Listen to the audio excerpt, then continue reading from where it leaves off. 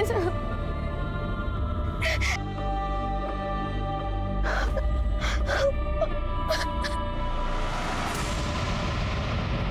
तुम दोनों बहुत गंदे हो। तुम दोनों अपने आप को मेरे दोस्त कहते थे ना। मैं तुम दोनों को छोड़ूंगी नहीं, पुलिस स्टेशन लेके जाऊंगी। अबे तेरा ही भांडा फूटेगा। सबको पता चल जाएगा कि तू लड़का नहीं लड़की है। अपना मुंह ना बंद रखना, ठीक है?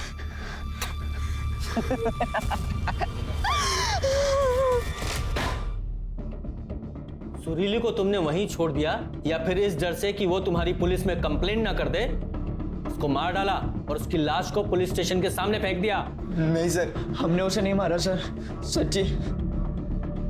शर्मा, इन दोनों को सुरीली के बलात्कार के जुर्म में बाल सुधार गृह भेजो।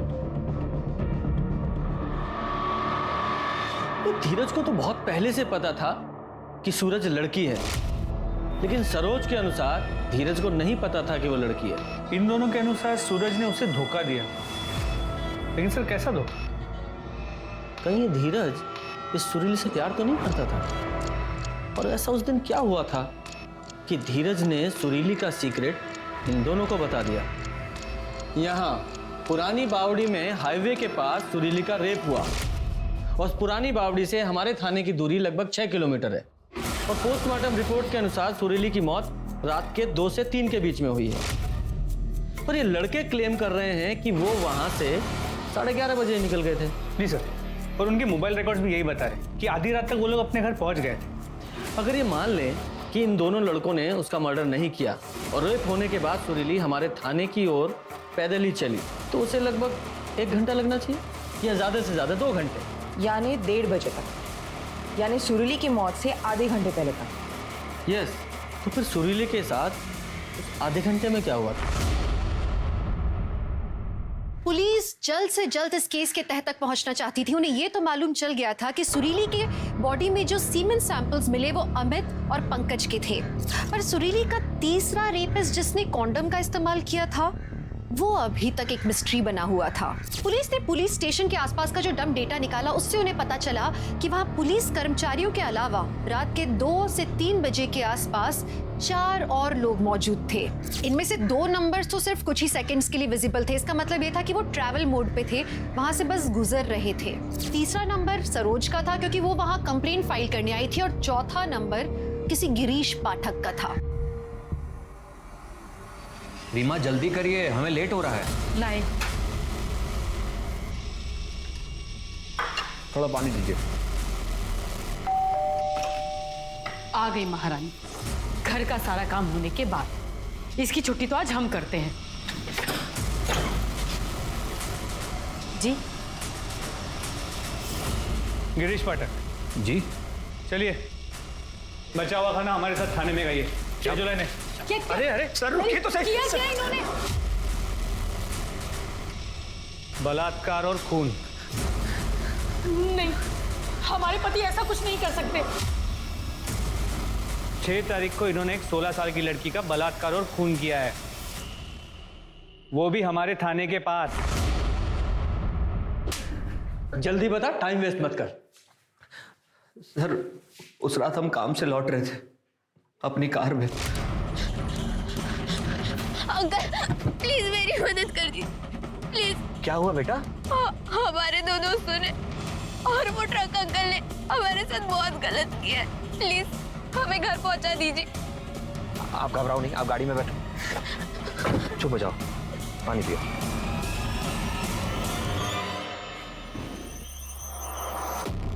बेटा मुझे लगता है आपको पहले पुलिस स्टेशन में कंप्लेन करनी चाहिए। आप घबराओ नहीं, कोतवाली यहाँ से सिर्फ 1 किलोमीटर दूर है, हम अभी पहुंच जाएंगे।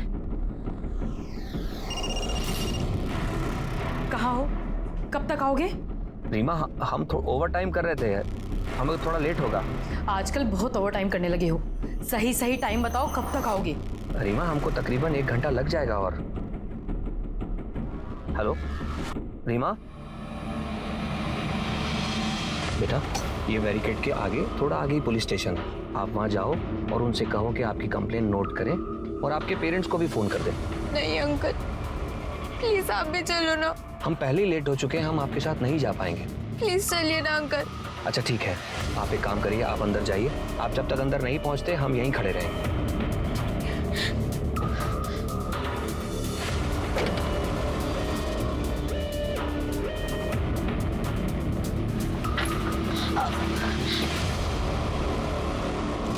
या फिर कार में तूने उसका रेप किया और हमें कहानी सुना रहा है? सर हमने ऐसा कुछ नहीं किया, बल्कि वो पुलिस स्टेशन जाने से पहले अपनी मम्मी से बात करना चाहती थी।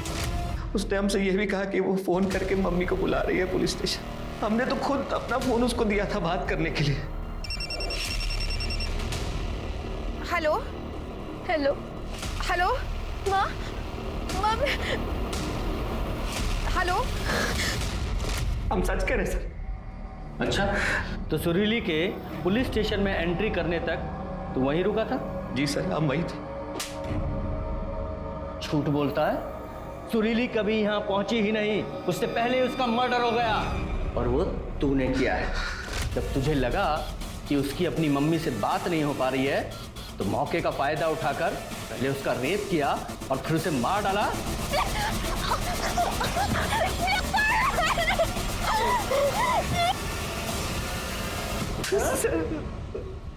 सर हमने तो उसे हाथ तक नहीं लगाया।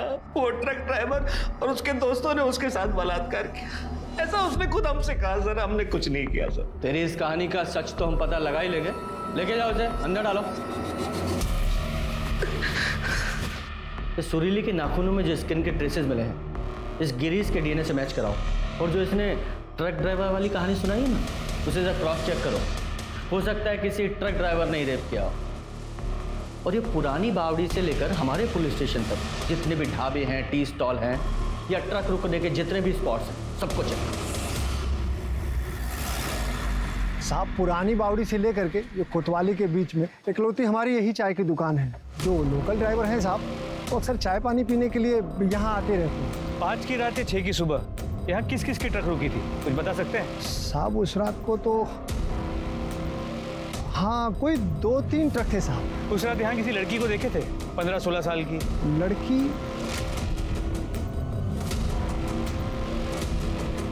हाँ शायद एक ट्रक में हम एक लड़की चढ़ते थे, देखे थे साहब। वो लड़की किसके ट्रक में चढ़ी थी, कुछ बता सकते हैं? नहीं साहब हम ऐसे तो नहीं बता पाएंगे। हाँ लेकिन उन तीनों को जानते हैं साहब, क्योंकि वो तीनों जो हैं वो यहाँ चाय पीने के लिए अक्सर आते रहते हैं। उनका नाम है शंभू, सोनू और बबलू। तीनों लोकल हैं यहीं के? नहीं साहब लोकल नहीं है।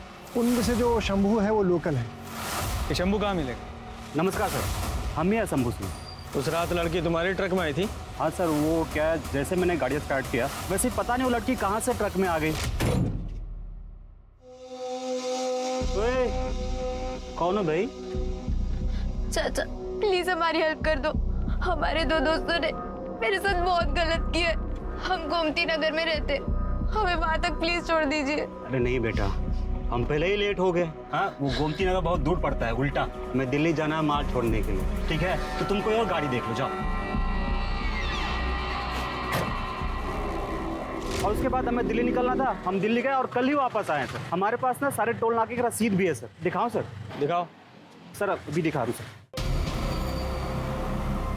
सर ये देखिए सारे रसीद है सर।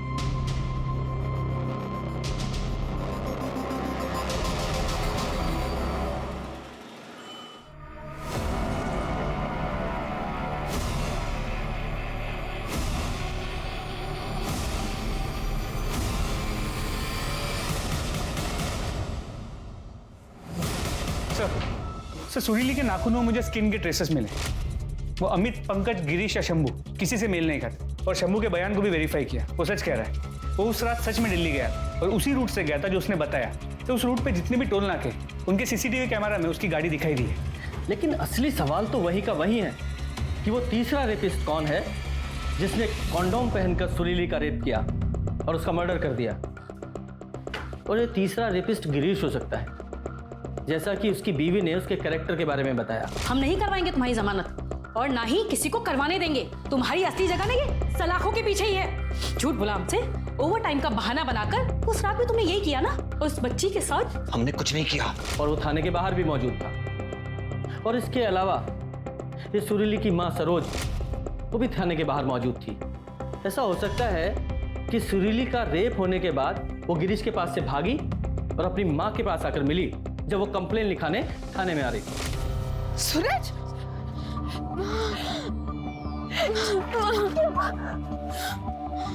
माँ, हमारे दो दोस्तों ने और वो ट्रक के अंकल ने हमारे साथ इन्हीं सबसे तो बचाना चाहते थे हम तुझको, लेकिन आज तेरे साथ ये क्या फायदा हुआ हमारा जिंदगी भर इतना तकलीफ सहने का, जब यही अंजाम होना था तो हम दुनिया को कैसे मुंह दिखाएंगे हम। सरोज के डीएनए से मैच करा के देख। सर धीरज दिल्ली में मिल गया है। लोकल पुलिस उसे लेकर आती है, शाम तक पहुंच जाएंगे। धीरज बेटा, 5 जनवरी की रात को क्या क्या हुआ था पूरी डिटेल्स बताओ, सब कुछ। हम अपनी सौतेली माँ से परेशान हो गए थे, इसलिए हमने भागने का प्लान किया। और उस दिन जब हम मंडी गए, शंभू ट्रक ड्राइवर को हमने किसी से बात करते हुए सुना था दिल्ली जा रहे हैं कि वो उस रात सामान की डिलीवरी के लिए दिल्ली जाने वाला है। तो तुम उस ट्रक में गए थे? नहीं, उस दिन हम घर से निकलने में देर हो गई थी और जब हम मंडी पहुंचे शंभू ट्रक ड्राइवर वहां से चला गया था, इसलिए हमने दूसरी ट्रक पकड़ ली। हाँ, हमने पता किया तुम्हें 6 तारीख की सुबह 5 बजे लाल चौक से किसी दूसरे ट्रक ने पिक किया था, लेकिन तुम तो घर से 5 जनवरी की रात 11 बजे घर से निकले थे। फिर उन 6 घंटों में तुमने क्या किया? हमारे पास पैसे नहीं थे, इसलिए हम जुगाड़ में लग गए थे ट्रक ढूंढने के। और फिर चलते चलते हम लाल चौक पहुंचे, वहां से हमने दूसरी ट्रक पकड़ी।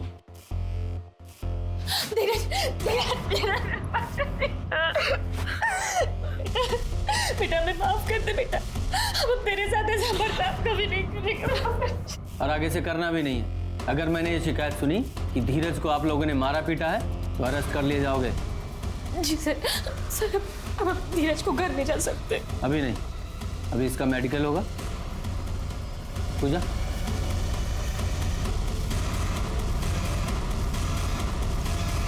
धीरज ने जो अभी कहा है चटपटा लग रहा है, समथिंग मिसिंग। शर्मा, सुरीले के नाखूनों में जो स्किन के ट्रेसेस मिले ना, इस धीरज के डीएनए से जरा मैच कराओ। और इसने जो वो ट्रक ड्राइवर वाली स्टोरी सुनाई ना, उसे भी क्रॉस चेक करो। जी सर। ट्रक निकला तो वहां के एक लेबरर ने धीरज को ट्रक में चढ़ते हुए देखा है। सर जैसे शंभू ने बताया, वो गोडाउन से माल भरने के बाद करीब 1 बजे हाईवे की तरफ निकले। 1:30 बजे वो ढाबे पे पहुंचे, तो 1:45 बजे सुरीली को मना करने के बाद वो वहां से निकला। तो सर इस पूरे वक्त धीरज वहां ट्रक में ही था। तो उसने हमें जो कहानी सुनाई लाल चौक तक चल के जाने और वहां से दूसरा ट्रक पकड़ के दिल्ली जाने की, पूरी तरह झूठी। Sir DNA report.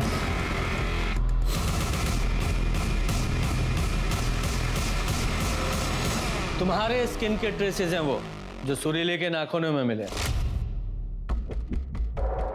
इसका मतलब जानते हो ना? देखो बेटा, चुप रहने से कोई फायदा नहीं है, ज्यादा टाइम वेस्ट मत करो, शुरू हो जाओ, बोलो। हमने एक दूसरे के सीक्रेट को सीक्रेट रखने का प्रॉमिस किया था।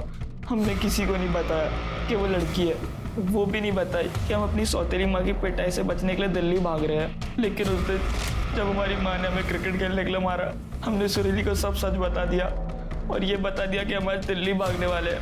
हमने सारी तैयारी भी कर ली थी, पर थोड़ी देर बाद सुरीली हमारे घर आई और हमारी माँ को सब सच बता दिया। चाची, आज रात को धीरज भागने वाला है। हमने उसे घर से निकलते हुए देखा था। फिर हमारी माँ ने हमें बहुत मारा और हमें कमरे में बंद कर दिया। तो तुम्हें सुरीली पर गुस्सा आया और इसलिए तुमने उसके लड़की होने की बात अमित और पंकज को बता दी। हमें नहीं पता था कि वो लोग उसके साथ इतना गलत काम करेंगे। हम तो बस चाहते थे सब उसका मजाक बनाए। फिर जब हमारी बहन हमारे लिए खाना लाई, हम बाथरूम जाने का बहाना बनाकर घर छोड़कर भाग गए और मंडी जाके शंभू के ट्रक पर चढ़ गए।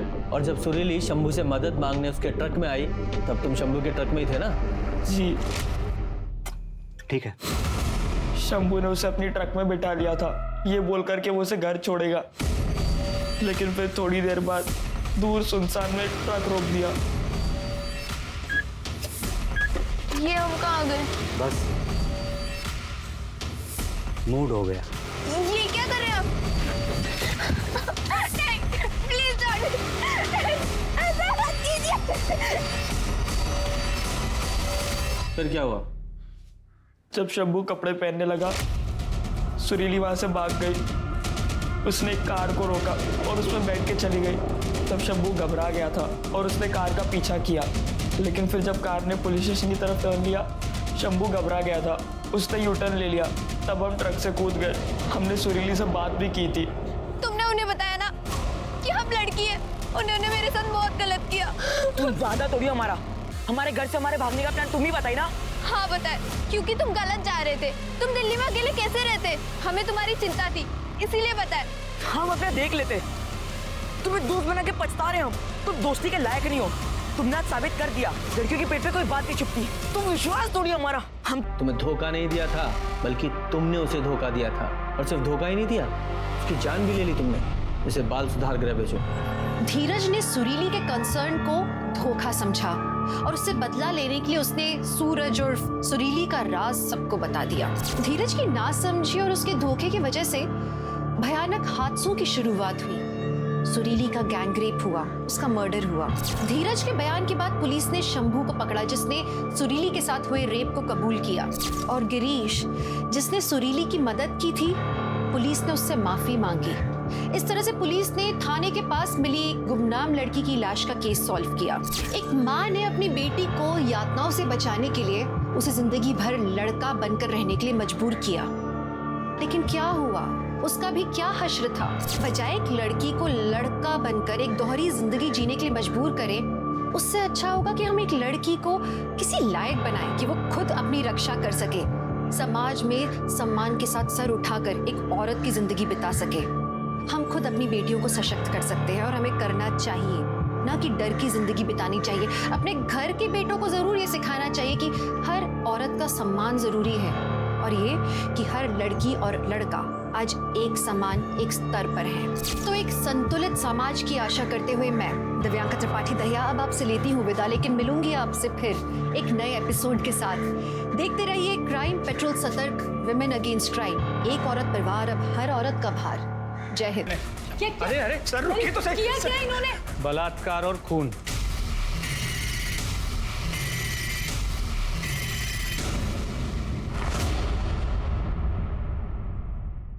नमस्कार, मैं दिव्यांका त्रिपाठी दहिया क्राइम पेट्रोल सतर्क विमेन अगेंस्ट क्राइम की श्रृंखला में आपका स्वागत करती हूँ। आज दुनिया बहुत तेजी से आगे बढ़ रही है। औरतें भी बाहर निकलकर काम कर रही हैं, प्रगति कर रही हैं, पर औरतों के साथ हो रहे क्राइम्स भी उतने ही इजाफे पर हैं। सोचिए, जब एक बेटी जन्म लेती होगी तो औरतों के साथ हो रही इन जुर्मों की कहानी को देखकर एक माँ के दिल में कितनी दहशत पैदा हो जाती होगी। औरतों के साथ हो रहे रेप, अत्याचार और मॉलेस्टेशन को देखते हुए कुछ परिवार अपनी बच्चियों को बचाने के लिए किसी भी हद तक जाने को तैयार हो जाते हैं। हमारी आज की कहानी मीरगंज, उत्तर प्रदेश की है, जहां एक परिवार ने अपनी बेटी को बचाने के लिए कुछ एक्सट्रीम कदम उठाए, पर उसका अंजाम वैसा था नहीं जैसा उन्होंने सोचा था।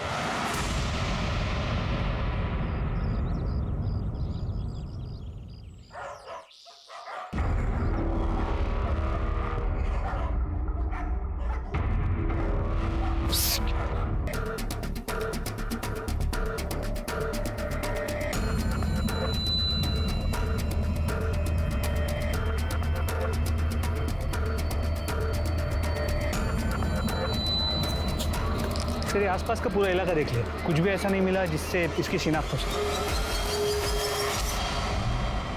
क्या जमाना आ गया, भला बताओ। अब तो पुलिस स्टेशन के बाहर भी मर्डर होने लगे हैं। भैया हमें तो लगता है कि अगली बार कहीं थाने के भीतर ना हो जाए। हो सकता है।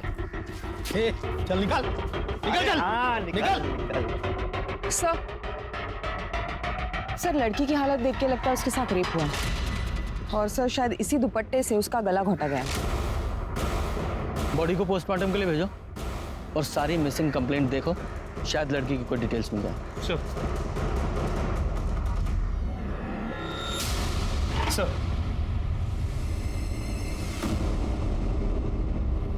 क्या हुआ सर?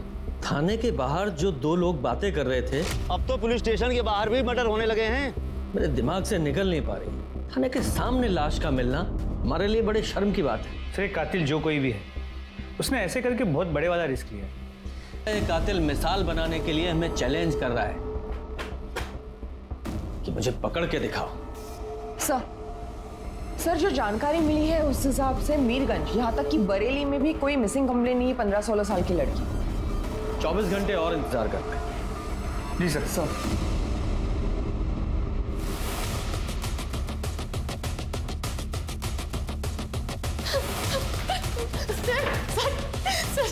हमारा बेटा धीरज कल से लापता है सर।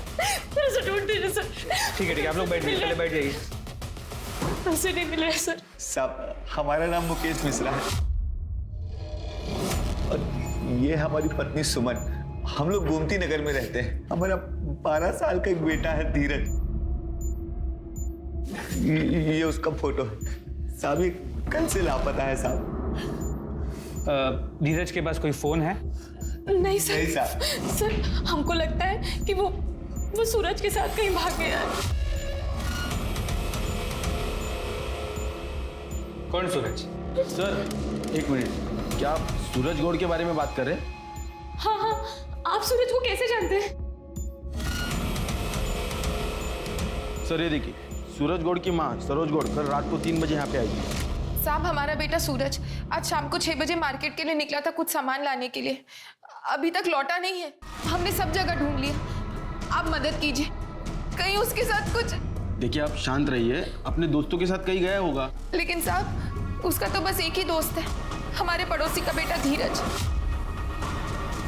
सूरज के पास कोई मोबाइल है? नहीं। उसकी कोई फोटो? हाँ।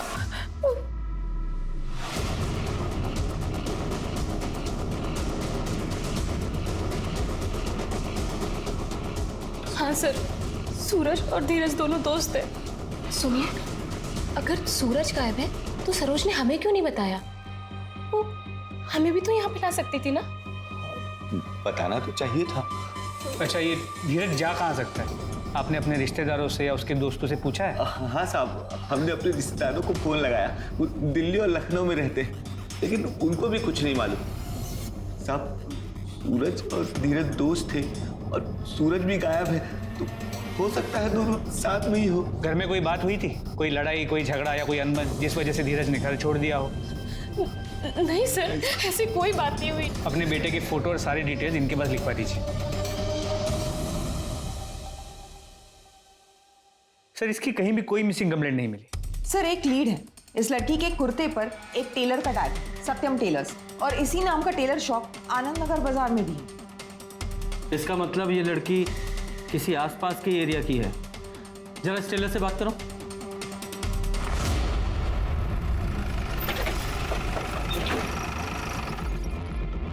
ये कुर्ती इसी दुकान की है ना? हाँ हम फोन करते हैं।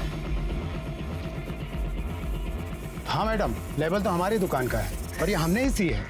क्या बात है मैडम? मर्डर का मामला है। किसने सिलाई थी ये कुर्ती? मैडम ये किसकी है कैसे बता सकते हैं? ये ऐसे अनगिनत हमने सी दी है। हाँ लेकिन रसीद तो कटाते होंगे। हाँ हाँ मैडम, ये देखिए, ये है ना रसीद, और ये इसी साल का है।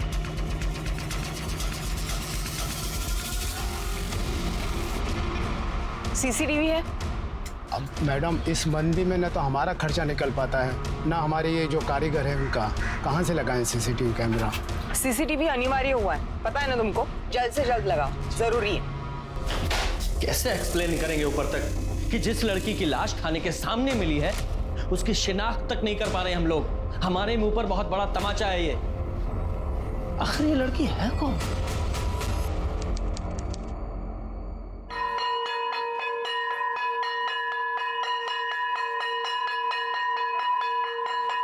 अरे सूरज की चलने की चाल तो देखो, कैसे मटक मटक के चल रहा है। अभी देखना सूरज शर्मा जाएगा। यार तुम लोग थकते नहीं हो क्या? रोज रोज एक ही बात। अकेला छोड़ दो उसे।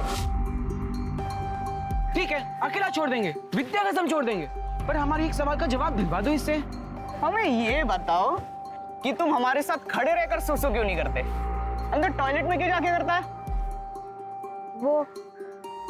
वो हमें टॉयलेट में कंफर्टेबल लगता है। तू क्या लड़कियों की तरह टॉयलेट में सुसु करने जाता है? ऐसा क्या है तुम्हारे पास जो कि हमारे पास नहीं है? छोड़ो उसे, परेशान मत करो। अमित भैया, पंकज भैया, वो लोग फिर उसे छेड़ रहे। हटो। चलो बस हो गया, निकलो अभी। सूरज, अरे ये तो भागता भी लड़कियों की तरह है। चल यार।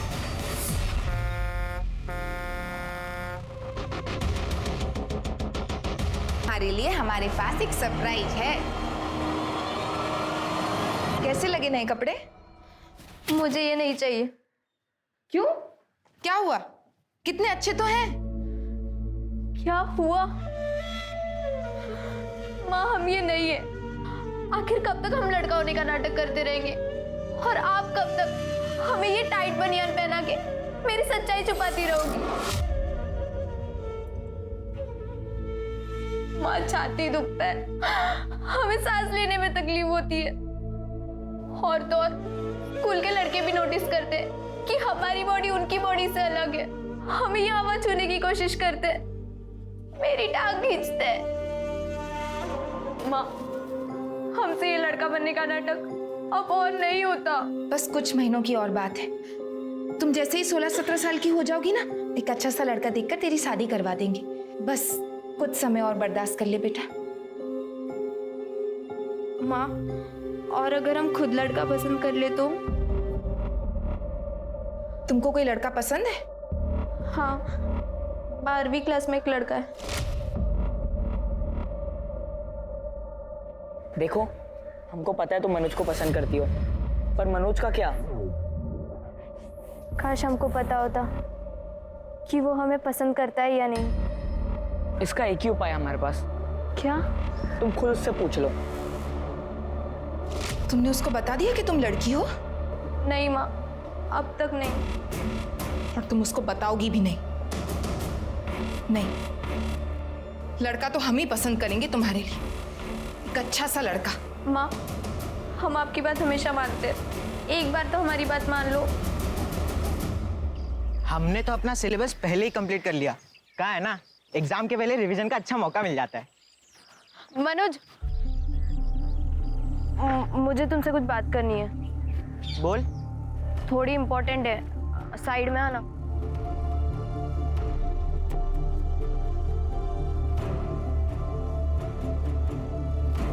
तुम्हें कुछ बोलना है या नहीं? हमारा टाइम वेस्ट ना करो। मनोज,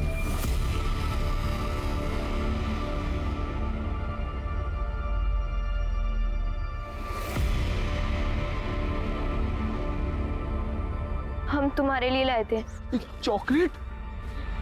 मनोज भैया, अब तो हमें लगता है कि ये तो तुम्हारा चुम्मा भी लेकर रहेगा।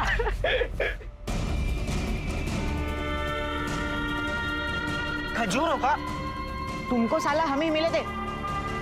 भागो यहाँ से, भागो।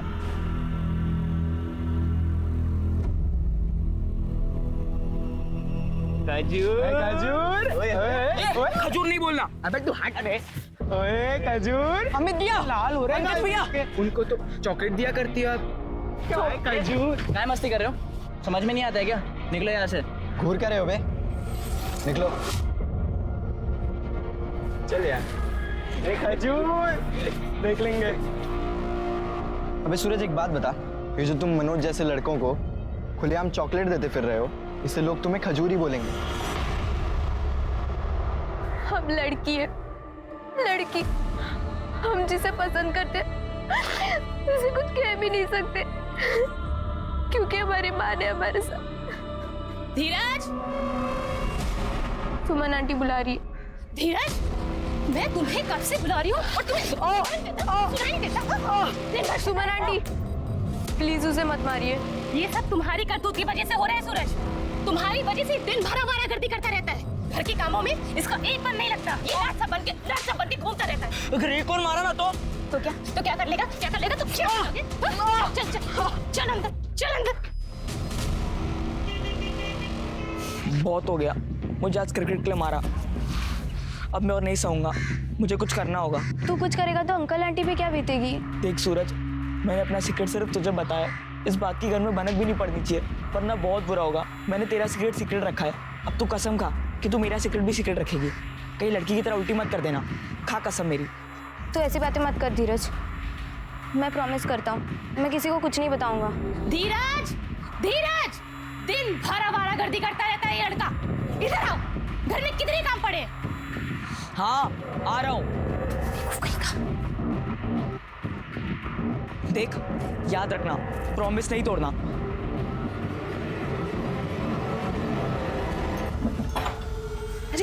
तुम्हारे पास ही आ रहे थे। ये लो, सब्जी ले आओ और सत्यम टेलर के पास भी चले जाना। पूछना सलवार कमीज बन के तैयार हुआ है या नहीं। सलवार कमीज? लड़की के कपड़े हमारे लिए? और नहीं तो क्या, हमारे लिए। एक रिश्ते की बात चल रही है तुम्हारे लिए। लड़के के घर वाले तुमको देखने आने वाले हैं। अब ज्यादा सोचो मत, तुम जल्दी ही एक लड़की की तरह जिंदगी जी पाओगे। जाओ। देखा आपने किस तरह एक माँ अपनी बेटी की जिंदगी और उसकी इज्जत बचाने के लिए इस तरह डेस्परेट हो गई कि उसने अपनी बेटी को एक लड़के की जिंदगी बिताने के लिए मजबूर कर दिया। खैर, पुलिस सूरज और धीरज को बेसब्री से ढूंढ रही थी, रेलवे स्टेशंस पर, बस स्टैंड्स पर, इस बात से पूरी तरह से अनजान कि उनमें से एक लड़की है, लड़का नहीं। इसी बीच उस मिस्ट्री गर्ल की पोस्टमार्टम रिपोर्ट आई, जिसमें पता चला कि उसका गैंग रेप हुआ था, जिसमें 2 लोग के सीमन सैंपल मिले और एक इस्तेमाल किया हुआ कॉन्डम मिला। इसका मतलब यह है कि उसके साथ 3 लोगों ने रेप किया था और उसके नाखूनों में स्किन के ट्रेसेस भी मिले। मतलब उसने अपने आप को बचाने की कोशिश की, खास करके तब जब उसी के दुपट्टे से उसका गला दबाकर किसी रेपिस्ट ने उसे मार दिया। उस मिस्ट्री गर्ल की लाश मिले हुए 3 दिन हो गए थे और अभी तक किसी ने भी उसके लिए मिसिंग कंप्लेंट नहीं की थी। इसलिए पुलिस ने सोचा कि 5 जनवरी की रात से लेकर 6 जनवरी के सुबह तक का डम डेटा निकाला जाए। तभी सरोज ने सूरज के लापता होने पर हंगामा किया पुलिस स्टेशन पर। 36 घंटा हो गया साहब शिकायत दर्ज किए हुए। कोई बताएगा हमको हमारा बेटा कहाँ है?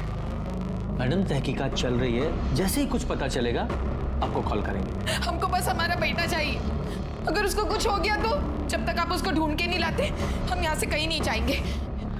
अब टेंशन मत लीजिए, अपने पति को भेज दीजिए ना। हमारा तलाक हो चुका है साहब 14 साल पहले। ये बात आपने हमें पहले क्यों नहीं बताई? इस बात से हमारे पति का क्या लेना देना है साहब? लेना देना है? आप उनका नाम और डिटेल्स बताइए। उनका नाम महेंद्र गौड़ है, बरेली में रहते हैं। सूरज अपने पिता से मिलता था? कभी कभी। आपने पता किया कहीं वो उनके पास तो नहीं चला गया? तो हमारा सूरज उनके पास कभी नहीं जाएगा साहब।